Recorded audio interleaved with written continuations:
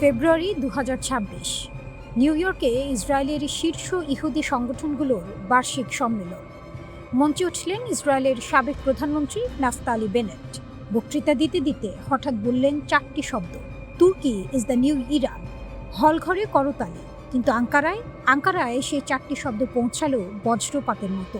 ইরানের বিরুদ্ধে যুদ্ধ তখনও শেষ হয়নি, কিন্তু ইসরায়েলের কৌশলবিদরা ইতিমধ্যে পরের অধ্যায় লিখতে বসে গেছেন, এবং সেই অধ্যায়ের কেন্দ্রে যে নামটি বারবার আসছে সেটি তুরস্ক। ইরানের পর তুরস্ক, এটা কি সত্যিই সম্ভব? মার্চ ২০২৬, ইরান যুদ্ধ তখন তুঙ্গে। ওয়াল স্ট্রিট জার্নালে আমেরিকান সাংবাদিক ব্র্যাডলি মার্টিন লিখলেন একটি নিবন্ধ শিরোনাম, তুরস্ককে ঠেকানো এখন জরুরি। তিনি যুক্তরাষ্ট্র ও ইসরায়েলকে সরাসরি আহ্বান জানালেন তুরস্ককে ঘিরে ধরতে। একই সময়ে আমেরিকান এন্টারপ্রাইজ ইনস্টিটিউটের সিনিয়র ফেলো এবং সাবেক পেন্টাগন কর্মকর্তা মাইকেল রুবিন সরাসরি তুর্কি ভাষায় টুইট করলেন, ২০৩৬ সালে আঙ্কারা কি ২০২৬ সালের তেহরানের মতো হবে? তারপর একটা নিবন্ধ লিখলেন, F-16 ধ্বংস করো, ইসরায়েল তুরস্কে প্রি-এম্পটিভ স্ট্রাইক চালাতে পারে। এটা আর একজন বিশ্লেষকের মতামত নয়, একটার পর একটা কণ্ঠ, একটার পর একটা প্রতিষ্ঠান, সবাই একই দিকে আঙুল তুলছে। তুরস্ক কেন হঠাৎ এত বড় হুমকি? ভূ রাজনৈতিক বিশ্লেষক মাহমুদ আল্লুস এই প্রশ্নের উত্তরে 3টি কারণ চিহ্নিত করেছেন। ২০১১ সালের পর মধ্যপ্রাচ্যে ক্ষমতার পুনর্বিন্যাস হয়েছে। সেই শূন্যতায় তুরস্ক যে গতিতে আঞ্চলিক প্রভাব বিস্তার করছে, সিরিয়া, লিবিয়া, সোমালিয়া, কাতার, সেটা ইসরায়েলকে সরাসরি কৌশলগত চ্যালেঞ্জে ফেলছে। পূর্ব ভূমধ্যসাগর, এই জলপথ এখন দুটো প্রতিযোগী স্বপ্নের যুদ্ধ দেশ। তুরস্ক মনে করে ইসরায়েল গ্রিস ও দক্ষিণ সাইপ্রাসকে সাথে নিয়ে তুর্কি প্রভাব ঠেকানোর জোট বানাচ্ছে। এই জলসীমায় গ্যাস, বাণিজ্যপথ এবং সামরিক অবস্থান সবই বাজিতে।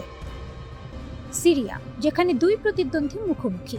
মাহমুদ আল্লুস বলছেন, তুরস্ক ও ইসরায়েলের আসল লড়াই এখন সিরিয়ার মাটিতে। তুরস্কের কাছে সিরিয়া শুধু একটি প্রতিবেশী দেশ নয়, এটি ঐতিহাসিক, সাংস্কৃতিক, ধর্মীয় এবং ভৌগোলিক সংযোগের এক জটিল জাল। সিরিয়ার ভবিষ্যৎ রচনায় আঙ্কারার প্রভাব স্বাভাবিকভাবেই গভীর। ইসরায়েলের লক্ষ্য সীমিত, শুধু নিরাপত্তা। হিজবুল্লাহ দুর্বল থাকুক, ইরানের করিডোর বন্ধ থাকুক, সীমান্ত শান্ত থাকুক, কিন্তু সিরিয়ায় তুর্কি সৌদি সহযোগিতা বাড়ছে। নতুন বাণিজ্য পথ তৈরি হচ্ছে, তুরস্ক থেকে সিরিয়া ও জর্ডান হয়ে উপসাগরীয় দেশগুলো পর্যন্ত। এরদোয়ানের তুরস্ক কিন্তু শুধু বক্তৃতা দিচ্ছে না, গত 2 দশকে তুরস্ক তার প্রতিরক্ষা শিল্পকে আমূল বদলে দিয়েছে। একসময় তুরস্ক পুরোপুরি আমেরিকান অস্ত্রের ওপর নির্ভরশীল ছিল। 1974 সালে সাইপ্রাস সংকটের পর আমেরিকা অস্ত্র নিষেধাজ্ঞা দিল, সেটাই টার্নিং পয়েন্ট। তুরস্ক সিদ্ধান্ত নিল আর কারো মুখাপেক্ষী থাকবে না। অ্যাসেলসান, রকেটসান গড়ে উঠল। দেশীয় ড্রোন, ক্ষেপণাস্ত্র, যুদ্ধজাহাজ তৈরি শুরু হলো। 2025 সালে তুরস্কের প্রতিরক্ষা রপ্তানি পৌঁছেছে প্রায় $10 বিলিয়ন। বাইরাক্তার ড্রোন ইউক্রেনের আকাশে রাশিয়াকে নাকানি চুবানি খাইয়েছে, পৃথিবী দেখেছে। ন্যাটোর দ্বিতীয় বৃহত্তম সামরিক শক্তি। বসফরাস ও দার্দা নেলিসের নিয়ন্ত্রক, পৃথিবীর সবচেয়ে কৌশলগত ভৌগোলিক অবস্থানে বসে থাকা একটি দেশ। তাহলে কি যুদ্ধ হবে? মাহমুদ আল্লুস স্পষ্ট বলছেন, সরাসরি সামরিক সংঘাত এখনই সম্ভাবনা নেই। তুরস্কের বিরুদ্ধে যুদ্ধ মানে ন্যাটোর বিরুদ্ধে যুদ্ধ। সেটার পরিণতি ইরান যুদ্ধের চেয়ে অনেক বেশি বিধ্বংসী।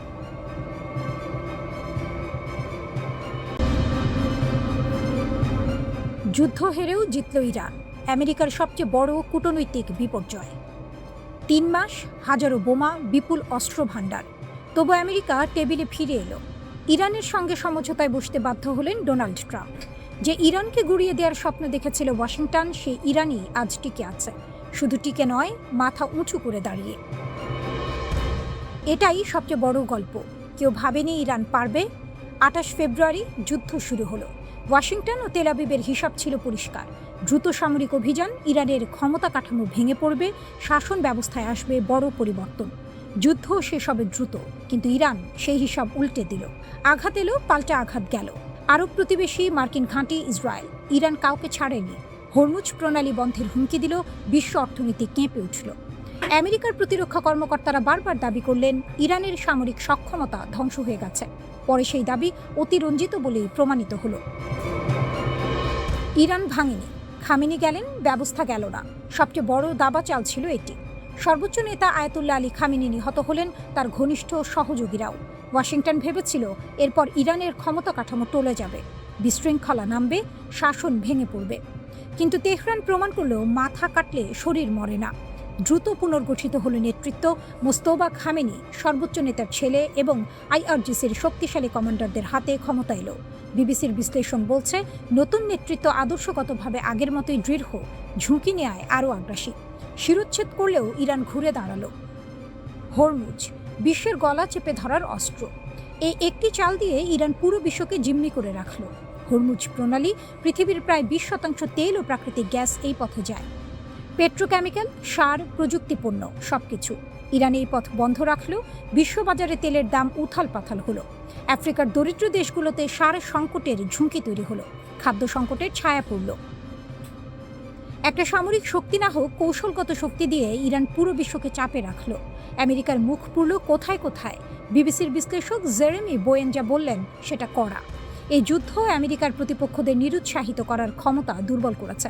উপসাগরীয় তেল সমৃদ্ধ আরব রাজতন্ত্রগুলো, যারা মার্কিন ছাতার নিচে নিরাপদ ছিল, তারা এখন বিকল্প জোট খুঁজছে, ইরানের সঙ্গে সহাবস্থানের পথ খুঁজছে।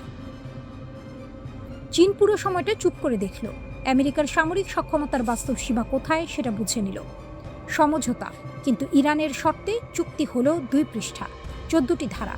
হরমুজ খুলবে, মার্কিন নৌ অবরোধ উঠবে, যুদ্ধবিরতি সম্প্রসারিত হবে। কিন্তু কঠিন প্রশ্নগুলো এখন উত্তরহীন। ইরানের পারমাণবিক কর্মসূচির ভবিষ্যৎ কী? নিষেধাজ্ঞার বিনিময়ে তেহরান কতটা ছাড় দেবে? ইসরায়েল সবচেয়ে বড় হারের গল্প। এই পুরো যুদ্ধে সবচেয়ে বড় ধাক্কা খেয়েছে ইসরায়েল। নেতানিয়াহু বলেছিলেন, সারা জীবন অপেক্ষা করেছেন ইরানের শাসন ব্যবস্থা ভাঙার জন্য। সেই সুযোগ এলেও কিন্তু কাজ হলো না। উল্টো এখন সমঝোতার আলোচনায় ইসরায়েলের আসনই নেই। চুক্তি থেকে বাদ পড়েছে তেল আবিব। দেশের ভেতরে নেতানিয়াহু এখন সমালোচনার ঝড়ে। বিরোধীরা বলছেন, এই নীতি ইসরায়েলকে আরও বিপদে ফেলেছে। দক্ষিণ লেবাননে ইসরায়েলি বাহিনী এখনও আটকে। হাজারো স্থাপনা ধ্বংস করেছে, কিন্তু বের হওয়ার পথ অনিশ্চিত।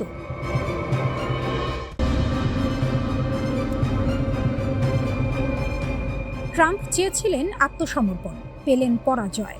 ইতিহাসের সবচেয়ে শক্তিশালী সামরিক জোট, একদিকে যুক্তরাষ্ট্র, ইসরায়েল আর উপসাগরীয় দেশগুলো, অন্যদিকে একা ইরান। হিসাবটা সহজ ছিল, আঘাত করো, ভেঙে পড়বে, চাপ দাও, মাথা নোয়াবে। ডোনাল্ড ট্রাম্প নিজে দাবি করেছিলেন নিঃশর্ত আত্মসমর্পণ। ইরান আত্মসমর্পণ করেনি। যুদ্ধ শেষ হয়েছে, হিসাব মেলানোর সময় এসেছে। আর সেই হিসাবে একটাই সত্য বেরিয়ে আসছে, বিশ্বের সবচেয়ে শক্তিশালী জোট সামরিকভাবে দুর্বল একটি দেশের কাছে তাদের লক্ষ্য অর্জনে ব্যর্থ হয়েছে। পরিকল্পনাটা কি ছিল? দ্রুত আঘাত, চূড়ান্ত আঘাত। ইরানের ভেতর যে বিভাজন আছে, যে অর্থনৈতিক চাপ আছে, তা কাজে লাগাও। শাসন ব্যবস্থা নিজেই ধসে পড়বে, তেহরান হাঁটু গেড়ে বসবে। কিন্তু ঘটল উল্টো। প্রথম আঘাত সামলে নিল ইরান, তারপর পুনর্গঠিত হলো, তারপর পাল্টা আঘাত হানল, এবং সেই পাল্টা আঘাত এতটাই কার্যকর ছিল যে আক্রমণকারীরা থমকে গেল। রুশ সংবাদ মাধ্যম আরটিতে প্রকাশিত বিশ্লেষণে রাশিয়া ইন গ্লোবাল অ্যাফেয়ার্সের প্রধান সম্পাদক ফাইদর লুকিয়ানভ এটাকে বললেন অপ্রতিসম পাল্টা আক্রমণ। নতুন যুগের সবচেয়ে বড় বৈশিষ্ট্য, দুর্বল পক্ষ শক্তিশালী পক্ষের সমকক্ষ না হয়েও তাকে থামিয়ে দিতে পারে। 4টি চাল, 4টি মাস্টার স্ট্রোক। ইরান ঠিক কিভাবে এটা করল? প্রথম চাল, হরমুজ। বছরের পর বছর হুমকি দিয়েছে ইরান হরমুজ বন্ধ করবে। কেউ বিশ্বাস করেনি, এবার করল। বিশ্বের তেল সরবরাহের 30% গলা চেপে ধরল তেহরান। পুরো বিশ্বের অর্থনীতি কাঁপতে শুরু করল। এটা একটি বোমার চেয়ে বেশি কার্যকর অস্ত্র হয়ে উঠল। দ্বিতীয় চাল, সহযোগীদের সম্পদে আঘাত। শুধু মার্কিন লক্ষ্যবস্তু নয়, ইরান আঘাত করল যুক্তরাষ্ট্রের মিত্রদের সম্পদও। মানে বার্তাটা স্পষ্ট হলো, আমেরিকার পাশে থাকলে তুমিও নিরাপদ নও। জোটের ভেতরে চাপ তৈরি হলো। তৃতীয় চাল, সীমিত অস্ত্রের সর্বোচ্চ ব্যবহার। ইরানের অস্ত্র ভাণ্ডারে যুক্তরাষ্ট্রের ধারে কাছেও নয়, কিন্তু যা আছে তা দিয়ে শত্রুর যথেষ্ট ক্ষতি করার সক্ষমতা দেখালো ইরান। পরিমাণ নয়, কার্যকারিতাই এখানে মাপকাঠি। চতুর্থ চাল, ক্ষতি সহ্য করার ক্ষমতা। এটাই হয়তো সবচেয়ে বড় অস্ত্র। ইরান মার খেলেও কিন্তু ভাঙল না। আর যুক্তরাষ্ট্র, দীর্ঘযুদ্ধের ধকল সহ্য করার রাজনৈতিক ইচ্ছা তাদের ছিল না। শক্তিশালীর দুর্বলতা। এই যুদ্ধ একটি বড় সত্য উন্মোচন করেছে, শক্তিশালী পক্ষেরও সীমাবদ্ধতা আছে। যুক্তরাষ্ট্রের কাছে পৃথিবীর সেরা সামরিক বাহিনী আছে, কিন্তু সেই বাহিনী ব্যবহার করার রাজনৈতিক মূল্য আছে। ভেতরে ভেতরে জনমত আছে, কংগ্রেস আছে, মিত্রদের চাপ আছে। ট্রাম্প যুদ্ধ শুরু করেছিলেন দ্রুত জয়ের আশায়। দীর্ঘযুদ্ধে আটকে যাওয়ার ভয় তার ছিল, এবং ইরান ঠিক সেই দুর্বলতাটাকে কাজে লাগালো। দ্রুত ভাঙল না, দীর্ঘ টানে ধরে রইল, আর ট্রাম্পের রাজনৈতিক হিসাব ওলটপালট হয়ে গেল। লুকিয়ানভের বিশ্লেষণ বলছে ট্রাম্প এখন আরেকটি পূর্ণাঙ্গ সামরিক সংঘাতে জড়াতে গভীরভাবে অনিচ্ছুক, কারণ ইরানের বিরুদ্ধে যে যুদ্ধ শুরু করেছিলেন তার একটি উদ্দেশ্যও পূরণ হয়নি। এটাকে বলে পরাজয়। যুদ্ধের আগে যা ছিল যুদ্ধের পরেও তাই আছে। ইরানের পারমাণবিক প্রশ্ন ঝুলছে, হরমুজ আবার খুলবে, কিন্তু কোন শর্তে সেটা এখনো অস্পষ্ট। দুই পক্ষ দুই রকম ব্যাখ্যা দিচ্ছে। বাগাড়ম্বর সরালে ছবিটা পরিষ্কার। যুক্তরাষ্ট্র ইসরায়েল যা চেয়েছিল পায়নি। পারস্য কূটনীতির ইতিহাস বলে আলোচনার টেবিলে ইরান দৃঢ় থাকে, ধৈর্য ধরে থাকে, মানে খেলা শেষ হয়নি। কিন্তু এই রাউন্ডে কে এগিয়ে সেটা বলার জন্য বিশেষজ্ঞ হওয়া লাগে না।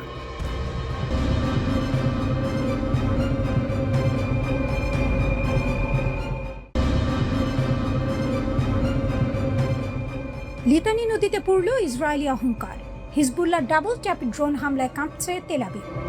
দক্ষিণ লেবাননের লিতানি নদী এখন আর কোনো সাধারণ জলধারা নয়, ইসরায়েলি ডিফেন্স ফোর্সের জন্য এক মৃত্যু ফাঁদ। হিজবুল্লাহর একের পর এক নিখুঁত ও প্রাণঘাতী হামলায় চূর্ণ বিচূর্ণ তেল আবিবের দম্ভ। মাঠ পর্যায়ে লড়ছে হিজবুল্লাহ, কিন্তু এই রণকৌশলের আসল মাস্টারমাইন্ড কে? আসল নায়ক কিন্তু পর্দার আড়ালে থাকা পারস্যের সিংহ ইরান।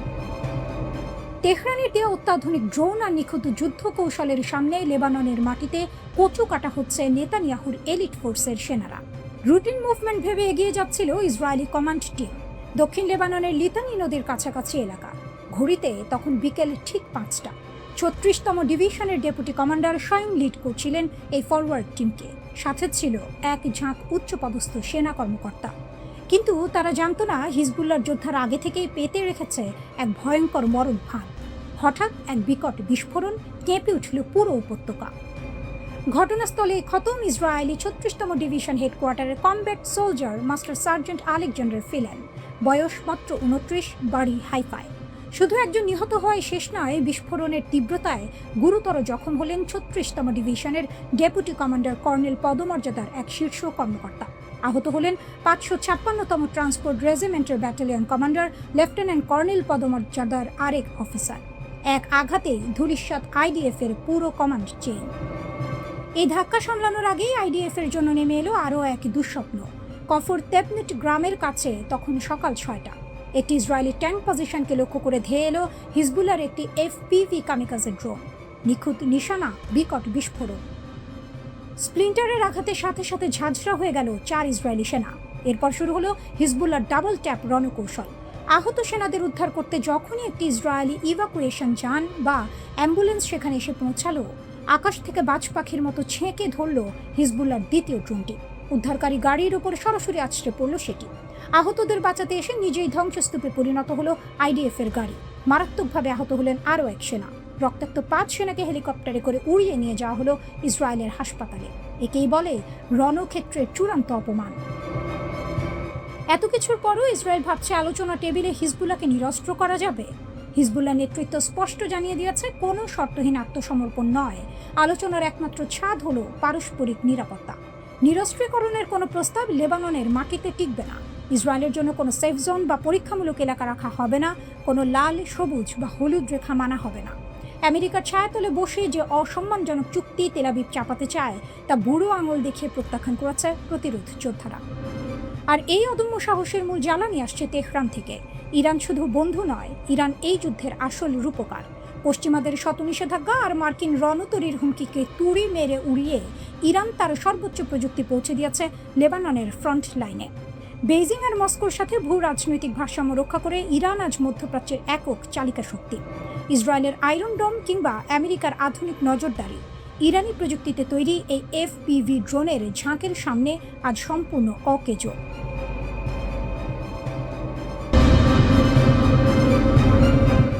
2 ঘন্টা। ট্রাম্প নিজেই বললেন ইরানের পারমাণবিক অস্ত্র থাকলে ইসরায়েল 2 ঘন্টাও টিকত না। এই একটি বাক্য বদলে দিয়েছে সব হিসেব। মার্কিন প্রেসিডেন্ট নিজের মুখে স্বীকার করলেন ইরান কতটা শক্তিশালী। আর সেই স্বীকারোক্তির পরদিনই জানা গেল যুক্তরাষ্ট্র তেহরানের সঙ্গে চুক্তি করতে বসেছে। প্রশ্ন একটাই, কে জিতল? 40 দিনের যুদ্ধ, শূন্য সাফল্য। পরিকল্পনা ছিল পরিষ্কার। ইরানের পারমাণবিক স্থাপনা ধ্বংস করো, ইউরেনিয়াম মজুদ শেষ করো, হুমকি চিরতরে মিটিয়ে দাও। 40 দিন চেষ্টা করেছে যুক্তরাষ্ট্র ও ইসরায়েল একসঙ্গে পূর্ণ শক্তিতে। ফল শূন্য। লক্ষ্য পূরণ হয়নি। উল্টো ইরানের সামরিক বাহিনী মধ্যপ্রাচ্যে যুক্তরাষ্ট্রের অন্তত ২১টি সামরিক ঘাঁটি ধ্বংস করেছে। ২১টি। এটা পরাজয় নয়, এটা বার্তা। ইউরেনিয়াম, 10টি বোমার কাঁচামাল। IAEA বলছে ইরানের কাছে এখন যে পরিমাণ সমৃদ্ধ ইউরেনিয়াম আছে তা দিয়ে অন্তত 10টি পারমাণবিক অস্ত্র তৈরি সম্ভব। শর্ত একটাই, 60% মাত্রার ইউরেনিয়াম 90% উন্নীত করতে হবে। কতটা সময় লাগবে সেটা করতে? বিশ্লেষকরা বলছেন বেশি নয়। নেতানিয়াহু বলেছিলেন ইরান পারমাণবিক অস্ত্র বানাতে সফল হলে ইসরায়েলের অস্তিত্ব বিপন্ন, তাই লড়াই চালিয়ে যাওয়ার ঘোষণা দিয়েছিলেন। ইউরেনিয়াম ধ্বংস না হওয়া পর্যন্ত যুদ্ধ থামবে না, কিন্তু থামতে হলো। ট্রাম্পের মুখ, হঠাৎ সব বদলে গেল। ট্রাম্প বললেন ইরানের সঙ্গে সমঝোতা হবে। 19 জুন জেনেভায় চূড়ান্ত চুক্তি, এবং সঙ্গে যোগ করলেন নেতানিয়াহু একজন কঠিন মানুষ, ইরানের সঙ্গে চুক্তির জন্য ইসরায়েলের কৃতজ্ঞ থাকা উচিত, কারণ ইরানের পারমাণবিক অস্ত্র থাকলে ইসরায়েল 2 ঘন্টাও টিকত না। মার্কিন প্রেসিডেন্টের মুখে এই কথা। ইসরায়েলের জন্য এটা সমর্থন নয়, এটা সতর্কবার্তা। ট্রাম্প ইসরায়েলকে রক্ষা করছেন না, ট্রাম্প আমেরিকার স্বার্থ রক্ষা করছেন। চুক্তিতে কি থাকছে কি থাকছে না। ট্রাম্প জানিয়েছেন নতুন চুক্তি নিশ্চিত করবে ইরান কেবল বেসামরিক কাজে ইউরেনিয়াম সমৃদ্ধ করতে পারবে, সামরিক খাতে নয়। শুনতে বড় মনে হচ্ছে, কিন্তু ফাঁকটা কোথায়? ক্ষেপণাস্ত্র কর্মসূচি। ইরানের মিসাইল তৈরি বন্ধের কোনো শর্ত এই চুক্তিতে নেই বলেই সংবাদ মাধ্যমগুলো জানাচ্ছে। হরমুজ প্রণালীর নিয়ন্ত্রণ নিয়েও আলোচনা হচ্ছে, কিন্তু ক্ষেপণাস্ত্র সেটা বাদ। ইসরায়েল এটা জানে, তাই প্রতিরক্ষামন্ত্রী ইসরায়েল কাটস বললেন ইরান যাতে ভবিষ্যতে পারমাণবিক অস্ত্র না বানাতে পারে সেজন্য আমরা স্বাধীনভাবে পদক্ষেপ নিতে পারি। অর্থাৎ ইসরায়েল আমেরিকার চুক্তির বাইরে নিজের পথে হাঁটবে, একা। কিন্তু একা পারবে? ইরানের হাতে কি আছে? শুধু ইউরেনিয়াম নয়, ইরানের হাতে আছে হাজার হাজার ব্যালিস্টিক মিসাইল, ড্রোন বহর, প্রক্সি নেটওয়ার্ক, হিজবুল্লাহ, হুতি, ইরাকি মিলিশিয়া এবং হরমুজ ও বাব আল মান্দাব 2 প্রণালীর উপর কৌশলগত নিয়ন্ত্রণ। 40 দিনের যুদ্ধে ইরান ভাঙেনি, বরং পাল্টা আঘাত করেছে। মার্কিন ঘাঁটি ধ্বংস করেছে এবং আলোচনা টেবিলে এসেছে নিজের শক্তি। এটাই ইরানের শক্তি। জেনেভার পর কি?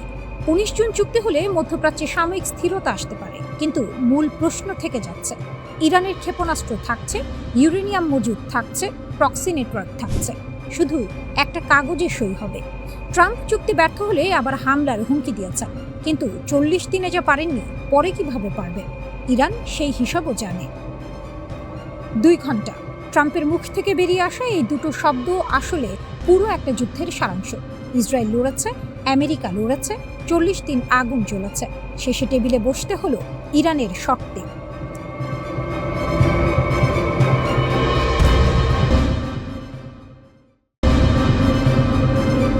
মস্কো থেকে বেজে উঠল এক শীতল সতর্কবার্তা, যেন বরফে মোড়া কোনো বজ্রপাত যা আকাশ ভেদ করে নামছে ইউরোপের হৃদয়ে। যুদ্ধের শব্দ নেই এখনও, কিন্তু প্রস্তুতির প্রতিটি নড়াচড়া যেন ভবিষ্যতের অন্ধকারকে আগেই লিখে রাখছে। রাশিয়া ঘোষণা করেছে নতুন এক বিশাল পরমাণু মহড়ার নাম তার কৌশলগত প্রতিরোধ অনুশীলন, কিন্তু এর ভেতরে লুকিয়ে আছে আরও বড় কিছু শক্তি প্রদর্শনের এক নির্ভুল নিঃশব্দ বার্তা, পশ্চিমের উদ্দেশ্যে ছুড়ে দেয়া এক হিমশীতল ইশারা। এই মহড়ায় অংশ নিচ্ছে প্রায় 64,000 সেনা, হাজার হাজার সামরিক যান, 2 শতাধিক ক্ষেপণাস্ত্র লঞ্চার, আকাশে 140টি যুদ্ধবিমান, সমুদ্রে 73টি যুদ্ধবিমান এবং 13টি সাবমেরিন। এই সংখ্যা শুধু পরিসংখ্যান নয়, এটি একটি সামরিক ভূমিকম্প যার কম্পন ছড়িয়ে পড়ছে ইউরোপের সীমানা ছুঁয়ে। এই মহড়ার কেন্দ্রবিন্দু বেলারুশ। ন্যাটোর দরজার ঠিক পাশে দাঁড়িয়ে থাকা এই ভূখণ্ড এখন পরিণত হয়েছে এক উত্তপ্ত পরীক্ষাগারে, যেখানে পরমাণু কৌশল শেখানো হচ্ছে সৈন্যদের। কিভাবে, কখন এবং কোন অবস্থায় ব্যবহার করা হবে কৌশলগত পারমাণবিক অস্ত্র। মিনস্কো বলছে এটি প্রতিরক্ষা অনুশীলন, মস্কো বলছে এটি প্রস্তুতি, আর পশ্চিম বলছে এটি এক অশান্ত সংকেত। কিন্তু এই উত্তেজনার মাঝেই বিশ্ব রাজনীতির আকাশে আরেকটি নীরব ছায়া দীর্ঘ হচ্ছে। ইরান। যেখানে অন্যরা অস্ত্রের ঝনঝনানিতে শক্তি দেখায়, সেখানে ইরান দাঁড়িয়ে থাকে কৌশলের নীরবতায়। মস্কোর মহড়া যখন ইউরোপকে কাঁপিয়ে দিচ্ছে, তখন তেহরান তার অবস্থানকে আরও দৃঢ় করছে এক ভিন্ন মঞ্চে, কূটনীতি, প্রতিরোধ এবং আঞ্চলিক ভারসাম্যের সূক্ষ্ম খেলায়। রাশিয়া যখন সাবমেরিন, ক্ষেপণাস্ত্র এবং কৌশলগত বাহিনীর প্রদর্শনী করছে, তখন ইরান তার শক্তি দেখাচ্ছে ভিন্ন ভাষায়, সমুদ্রপথ, আকাশসীমা এবং আঞ্চলিক জোটের জটিল জালে। যুদ্ধের আওয়াজ নয়, বরং অবস্থানের স্থিরতা। মস্কোর এই মহড়ার আরেকটি অংশে উঠে এসেছে ভয়ঙ্কর এক বার্তা। পারমাণবিক সক্ষমতা দ্রুত আধুনিকায়ন করছে রাশিয়া। নতুন প্রজন্মের ক্ষেপণাস্ত্র, হাইপারসনিক প্রযুক্তি, এমনকি সাব অরবিটাল গতিপথে চলতে সক্ষম অস্ত্রের কথা বলা হচ্ছে, যেগুলো প্রতিরক্ষা ব্যবস্থাকে এড়িয়ে যাওয়ার সক্ষমতা রাখে বলে দাবি করা হচ্ছে। ভ্লাদিমির পুতিনের ভাষায় এগুলো এমন অস্ত্র যার কোনো তুলনা নেই। পশ্চিমা বিশ্বকে ইঙ্গিত স্পষ্ট, ভারসাম্য আর আগের মতো নেই। এই ঘোষণার প্রতিধ্বনি ছড়িয়ে পড়ছে ন্যাটোর করিডোরে। ইউরোপের রাজধানীগুলোতে ফিরে এসেছে পুরনো এক শীতল যুদ্ধের গন্ধ, কিন্তু এবার দৃশ্যপট আরও জটিল, আরও বিস্তৃত। কারণ বিশ্ব এখন আর দ্বিমেরু নয়, এটি বহুস্তরীয়, বহুপ্রান্তিক এক দাবার বোর্ড। এবং সেই বোর্ডে ইরানের উপস্থিতি আর শুধু আঞ্চলিক নয়, এটি এখন বৈশ্বিক সমীকরণের একটি অপরিহার্য অংশ। রাশিয়ার এই শক্তি প্রদর্শনের মাঝেই এক প্রশ্ন ঘুরপাক খাচ্ছে: ভবিষ্যতের সংঘাত কি শুধুই ইউরোপ কেন্দ্রিক থাকবে, নাকি মধ্যপ্রাচ্য, ইউরেশিয়া আর পারস্য উপসাগর এক নতুন সমীকরণে জড়িয়ে পড়বে? ইরান এই প্রশ্নের উত্তর দিচ্ছে অবস্থানে, কখনো প্রতিরক্ষা কৌশলে, কখনো কূটনৈতিক বার্তায়, আবার কখনো আঞ্চলিক ভারসাম্যের নীরব স্থিতিতে। মস্কোর সাবমেরিন যখন সমুদ্রের অন্ধকারে গর্জন তোলে, তেহরান তখন সমুদ্র পথের নিয়ন্ত্রণ ও আঞ্চলিক প্রভাবের সূক্ষ্ম রেখা আঁকে। আকাশে যখন ক্ষেপণাস্ত্র উড়ে যায়, তখন ইরান তার প্রতিরক্ষা কাঠামোকে আরও স্তরবিন্যস্ত করে তোলে নিঃশব্দে।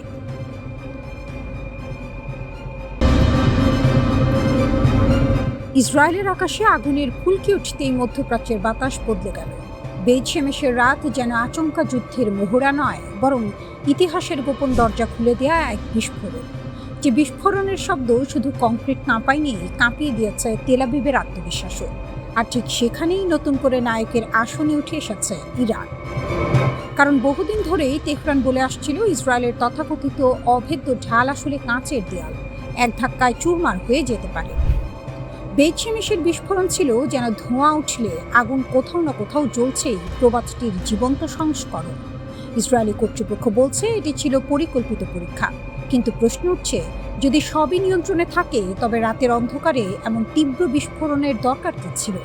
কেন আশেপাশের বাড়িগুলোর জানালা উড়ে গেল? কেন সামাজিক মাধ্যমে ছড়িয়ে পড়া ভিডিওতে দেখা গেল আকাশ ছুঁয়ে ওঠা আগুনের মেঘ? ঘটনাস্থল ছিল টোমার নামের একটি রাষ্ট্রায়ত্ত প্রতিরক্ষা প্রতিষ্ঠানের টেস্টিং জোন। এই প্রতিষ্ঠানই ইসরায়েলের ক্ষেপণাস্ত্র ও রকেট প্রযুক্তির গুরুত্বপূর্ণ কারিগর। আঙুলের ডগায় আগুন নিয়ে খেলা করতে গিয়ে যে হাত পুড়ে যেতে পারে, সেই পুরনো সত্যটাই যেন হাড়ে হাড়ে টের পেল তেল আবিব। সবচেয়ে বেশি আলোচনা এসেছে অ্যারো ক্ষেপণাস্ত্র প্রতিরক্ষা ব্যবস্থা। ইরানের ব্যালিস্টিক ক্ষেপণাস্ত্র ঠেকাতে এই ব্যবস্থার উপরেই নির্ভর করে ইসরায়েল। কিন্তু বিস্ফোরণের পর আঞ্চলিক বিশ্লেষকদের প্রশ্ন, এই ছাতায় কি বড় ফাটল ধরেছে? গোদের ওপর বিস্ফোরার মতো ঘটনাস্থলের কাছেই রয়েছে সেদত মিখা ঘাঁটি, যাকে দীর্ঘদিন ধরেই ইসরায়েলের কৌশলগত ক্ষেপণাস্ত্র অবকাঠামোর অংশ হিসেবে দেখা হয়। ফলে সন্দেহের আগুনে ঘি পড়েছে আরও বেশি। কেউ বলছে দুর্ঘটনা, কেউ বলছে নাশকতা। কিন্তু একটা বিষয় পরিষ্কার, ইসরায়েলের নিরাপত্তা বলয় নিয়ে যে অহংকার ছিল, তাতে বড়সড় চিড় ধরেছে। আর এই মুহূর্তে ইরান যেন দাবার বোর্ডের সেই খেলোয়াড়, যে কম কথা বলে কিন্তু চাল দেয় নিখুঁতভাবে। গত কয়েক বছরে তেহরান বারবার দেখিয়েছে, যুদ্ধ শুধু বোমাগুলি দিয়ে হয় না, মনস্তাত্ত্বিক চাপও এক ধরনের অস্ত্র। ইরানের কৌশল ঠিক সাপও মরবে, লাঠিও ভাঙবে না ধরনের। সরাসরি পূর্ণাঙ্গ যুদ্ধে না গিয়েও তারা এমন এক চাপ তৈরি করেছে, যাতে ইসরায়েল সবসময় অস্থিরতায় ভোগে।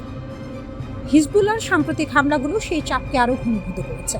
দক্ষিণ লেবাননে একদিনে 33টি আক্রমণ, রকেট, ড্রোন, আর্টিলারি, বিস্ফোরণ, সব মিলিয়ে যেন আগুনে ঘি ঢালার পরিস্থিতি। সীমান্ত জুড়ে এখন এমন এক অবস্থা, যেখানে চোরের 10 দিন, গৃহস্থের একদিন প্রবাদটি নতুন অর্থ পাচ্ছে। বহু বছর ধরে ইসরায়েল আকাশে আধিপত্য দেখালেও এখন প্রতিপক্ষেরা শিখে গেছে অসম যুদ্ধ কিভাবে লড়তে হয়। ইরানের শক্তি এখানে, তারা বুঝেছে আমেরিকার মতো সুপার পাওয়ারের সঙ্গে ট্যাঙ্ক বনাম ট্যাঙ্কের লড়াইয়ে নামলে ক্ষতি বেশি। তাই তারা তৈরি করেছে প্রক্সি নেটওয়ার্ক, ড্রোন বাহিনী, ক্ষেপণাস্ত্র ভান্ডার এবং মনস্তাত্ত্বিক যুদ্ধের কৌশল, যেন নদীর স্রোতের মতো। চোখে শান্ত, কিন্তু ভিতরে প্রচণ্ড টান। মধ্যপ্রাচ্যে এখন যে নতুন সমীকরণ তৈরি হচ্ছে, সেখানে ইসরায়েলের প্রতিটি দুর্ঘটনায় রাজনৈতিক ভূমিকম্পে পরিণত হচ্ছে।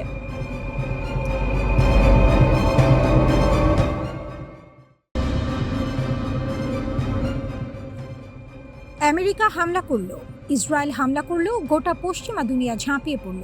তবুও ইরান দাঁড়িয়ে আছে। শুধু দাঁড়িয়ে নেই, মাথা উঁচু করে দাঁড়িয়ে আছে। এই সংঘাতে দুই পক্ষের লক্ষ্য ছিল সম্পূর্ণ আলাদা। যুক্তরাষ্ট্রের জন্য এটা ছিল প্রভাব বিস্তারের খেলা, মধ্যপ্রাচ্যে নিজেদের আধিপত্য টিকিয়ে রাখার লড়াই, এই সাম্রাজ্যের ক্ষমতা প্রদর্শন। আর ইরানের জন্য এটা ছিল টিকে থাকার যুদ্ধ, মর্যাদা নিয়ে বেঁচে থাকার সংগ্রাম, নিজেদের অস্তিত্ব রক্ষার মহাপরীক্ষা। দুটো আলাদা লক্ষ্য, দুটো আলাদা ফলাফল। যুক্তরাষ্ট্র চেয়েছিল ইরানকে নতজান করতে, পারেনি। ইরান চেয়েছিল মাথা উঁচু রেখেছে। বরং আজ ইরান নিজেকে প্রতিষ্ঠিত করেছে এক নতুন পরাশক্তি হিসেবে। ইতিহাসের এই মোড়টা বুঝতে হলে একটু গভীরে যেতে হবে। প্রথম মাস্টার স্ট্রোক, অসম যুদ্ধের কৌশল। ইরান জানত সরাসরি যুদ্ধে টেকা সম্ভব নয়। মার্কিন ইসরায়েল যৌথ শক্তির সামনে প্রচলিত কায়দায় লড়াই করা মানে নিশ্চিত পরাজয়। তাই ইরান বেছে নিল ভিন্ন পথ, অসম যুদ্ধের কৌশল। এই কৌশলের মূল মন্ত্র একটাই, প্রতিপক্ষকে হঠাৎ ধ্বংস করতে হবে না, ধীরে ধীরে দুর্বল করে দিলেই চলে। ফোঁটা ফোঁটা জলে পাথর কাটে। ইরান ঠিক সেই কাজটাই করল। প্রতিটি হামলায় বড় ক্ষতি নয়, কিন্তু প্রতিটি হামলায় একটু একটু করে শত্রুর শক্তি ক্ষয়, একটু একটু করে মনোবল ভাঙা, একটু একটু করে বার্তা পাঠানো, ইরানকে শেষ করা যাবে না। এই কৌশলে ইরান বেশ ভালোভাবেই সফল হয়েছে। দ্বিতীয় মাস্টার স্ট্রোক, মোজাইক প্রতিরক্ষা। ইরানের আরেকটি অসাধারণ কৌশলের নাম মোজাইক প্রতিরক্ষা ব্যবস্থা। সাধারণত একটি দেশের প্রতিরক্ষা কাঠামো কেন্দ্রীয়ভাবে নিয়ন্ত্রিত হয়। মাথায় আঘাত করলে পুরো শরীর অসাড় হয়ে যায়, এটাই শত্রুর কৌশল। ইরান এই ফাঁদে পা দেয়নি। সে তার প্রতিরক্ষা কাঠামো পুরো দেশব্যাপী আলাদা আলাদা ব্লকে ছড়িয়ে দিয়েছে। একটা অংশ আক্রান্ত হলেও বাকি অংশ সক্রিয় থাকে। একটা ব্লক ধ্বংস হলেও অন্য ব্লক প্রতিরোধ বজায় রাখে। পুরো ব্যবস্থাটা যেন একটি জীবন্ত মোজাইক চিত্র। একটি টুকরো সরিয়ে নিলেও বাকি ছবি অক্ষুণ্ণ থাকে। সর্বাধুনিক মার্কিন সমরাষ্ট্র ইরানের কিছু স্থাপনা ধ্বংস করতে পেরেছে, কিন্তু ইরানের মূল মনোবলে বিন্দুমাত্র আঁচড় কাটতে পারেনি। তৃতীয় মাস্টার স্ট্রোক, আকাশের নতুন অস্ত্র। ইরান শুধু রক্ষণেই থেমে থাকেনি, আক্রমণেও নেমেছে, এবং সেই আক্রমণ দেখে পুরো বিশ্ব হতবাক। ইরানের ড্রোন আর ক্ষেপণাস্ত্র সক্ষমতা এখন এমন পর্যায়ে পৌঁছেছে যা যে কোনো প্রতিরক্ষা ব্যবস্থাকে ভেদ করে ধ্বংসাত্মক হামলা চালাতে পারে। মধ্যপ্রাচ্যে মার্কিন লক্ষ্যবস্তু আর ইসরায়েলি বিভিন্ন স্থাপনায় একের পর এক আঘাত হেনাচ্ছে ইরান। আর এই সক্ষমতা ইরান কিনে আনেনি, বাইরে থেকে পেয়েও আসেনি, সম্পূর্ণ নিজস্ব একাগ্রতায় অর্জন করেছে। চতুর্থ মাস্টার স্ট্রোক, মিত্রের জাল। একা লড়েনি ইরান, আঞ্চলিক মিত্রদের নিয়ে গড়েছে এক অদৃশ্য সামরিক জাল। লেবাননের হিজবুল্লাহ, ইয়েমেনের হুথি গোষ্ঠী, ইরাকের মিলিশিয়া বাহিনী, সিরিয়ার রেজিস্ট্যান্স ফোর্স। প্রতিটি মিত্র ভিন্ন মাটিতে লড়ছে, প্রতিটি মিত্র শত্রুর শক্তি ক্ষয় করছে ভিন্ন কায়দায়। আর বাইরের মিত্রের কথা আলাদা করে বলার দরকার নেই। চীন আর রাশিয়া ইরানের পাশে আছে, এটুকু বললেই যথেষ্ট। ইতিহাসের রায়, যুক্তরাষ্ট্র বিজয়ী হয়নি। সর্বশক্তি দিয়েও ইরানকে বাগে আনতে পারেনি মার্কিন ইসরায়েল শক্তি। আর এই ব্যর্থতাই পাল্টে দিয়েছে পুরো ভূ রাজনীতির সমীকরণ।